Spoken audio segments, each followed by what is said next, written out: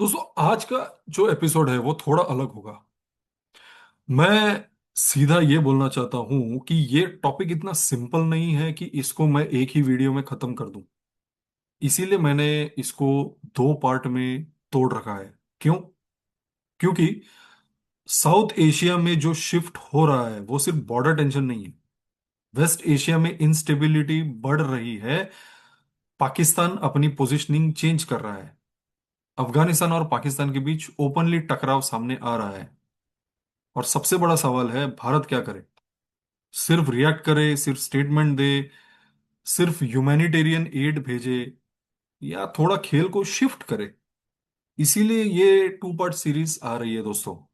Part one है, अफगानिस्तान भारत के लिए इतना इंपॉर्टेंट क्यों है।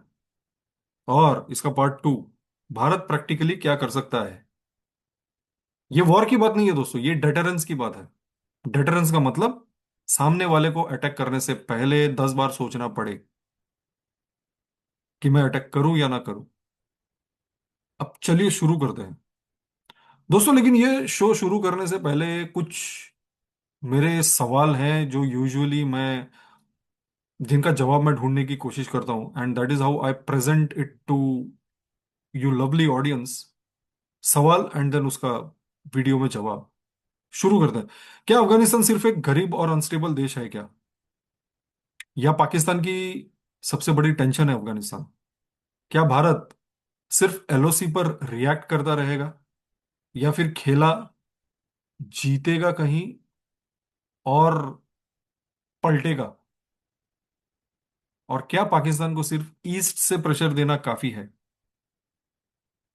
चैनल को लाइक शेयर और सब्सक्राइब जरूर कीजिए दोस्तों, क्योंकि इन सारे सवालों का जवाब आपको इस वीडियो के अंत तक मिल जाएगा। बने रहिए मेरे साथ। वंदे मातरम दोस्तों, मैं हूं विकास पाल, और मैवरिक जियोपॉलिटिक्स के आज के सेशन में आप सबका बहुत बहुत स्वागत करता हूं। पॉइंट नंबर वन दोस्तों, अफगानिस्तान को अफगानिस्तान कभी पपेट नहीं बना। दोस्तों, अफगानिस्तान को समझने के लिए इतिहास देखनी पड़ेगी आपको थोड़ा। अंग्रेज कब आए? 1839। फर्स्ट एंग्लो अफगान वॉर कब हुआ? 1839 से 1842। फिर 1878 से 1880, सेकेंड एंग्लो अफगान वॉर। और तीसरा एंग्लो अफगान वॉर फिर से 1919 में, 1919। 1919 के बाद अफगानिस्तान ने अपनी फुल इंडिपेंडेंस असर्ट कर दी। ब्रिटिश एम्पायर जैसा पावरफुल सिस्टम कंट्रोल नहीं कर पाया, और फिर आया सोवियत यूनियन 1979 में। सोवियत इन्वेजन स्टार्ट हुआ 1979 में। वॉर चली 10 साल। 1989 में सोवियत फोर्सेस वापस गईं। फिर आया चाचा चौधरी अफगानिस्तान में। कौन है दुनिया का चाचा चौधरी? वो है अमेरिका। 2001 में 9/11 के बाद होती है इसकी एंट्री। 20 साल प्रेजेंस रहता है वहां पर, और 2021 में कंप्लीट विड्रॉल करके भागता है, जिसकी तस्वीरें शायद आपने देखी भी है। अंग्रेज 80 साल का स्ट्रगल, सोवियत 10 साल, अमेरिका 20 साल, और अफगानिस्तान फिर भी दोस्तों किसी का परमानेंट पपेट नहीं बना। अब यहां पर थोड़ा सा आप रुकिए और सोचिए। अगर अंग्रेज, सोवियत और अमेरिका का कंट्रोल नहीं रहा अफगानिस्तान पर, वो खुद ही ये तीन महाशक्तियां इस पर कंट्रोल नहीं कर पाई, तो पाकिस्तान का इनडायरेक्ट कंट्रोल मॉडल कितना चलेगा? ये सवाल पाकिस्तान के जनरलों को सबसे ज्यादा परेशान करती है। ये लोग नहीं कंट्रोल कर पाए, पाकिस्तान कैसे करेगा? पाकिस्तान का असली डर, point number two of this video, Pakistan का असली डर। पाकिस्तान का असली डर भारत नहीं है। उसका सबसे बड़ा डर है दो तरफ से प्रेशर, ईस्ट से भारत और वेस्ट से अफगानिस्तान। और इसीलिए पाकिस्तान हमेशा चाहता है कि अफगानिस्तान उसकी लाइन फॉलो करे। जो पाकिस्तान बोले वही अफगानिस्तान करे। क्योंकि अगर अफगानिस्तान इंडिपेंडेंट और कॉन्फिडेंट हो गया तो पाकिस्तान को वेस्ट से टेंशन मिलेगी। और जब वेस्ट से टेंशन मिलेगी तो वो ईस्ट में उतना एग्रेसिव नहीं रहेगा, ईस्ट यानी भारत की तरफ, इंडियन पंजाब। ये सिंपल बैलेंस का गेम है। अब यहाँ एक इंपॉर्टेंट सवाल खड़ा था दोस्तों। अगर अफगानिस्तान हिस्टोरिकली किसी के कंट्रोल में नहीं आया, तो क्या भारत इस नेचुरल रियलिटी को अपने फेवर में यूज कर सकता है क्या? यहीं से एक इंटरेस्टिंग गेम शुरू होती है। इस वीडियो का पॉइंट नंबर 3, आचार्य चाणक्य का सीधा प्रिंसिपल। यहां याद करिए दोस्तों, आचार्य चाणक्य ने 2500 साल पहले क्या कहा था। उन्होंने कहा था शत्रु का शत्रु मित्र होता है। इसका मतलब इमोशनल दोस्ती नहीं है।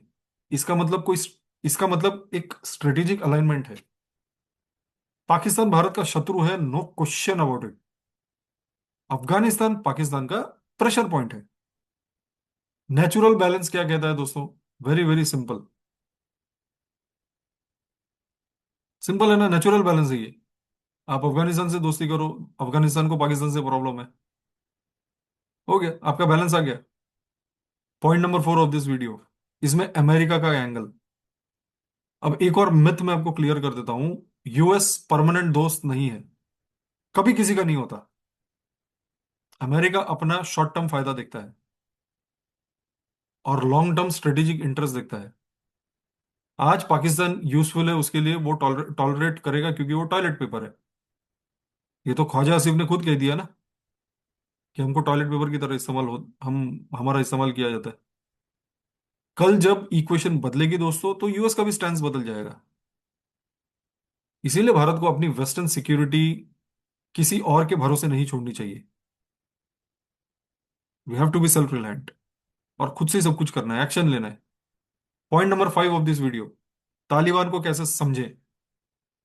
तालिबान को सिर्फ 1990 के नजरिए से देखना दोस्तों इनकम्प्लीट है।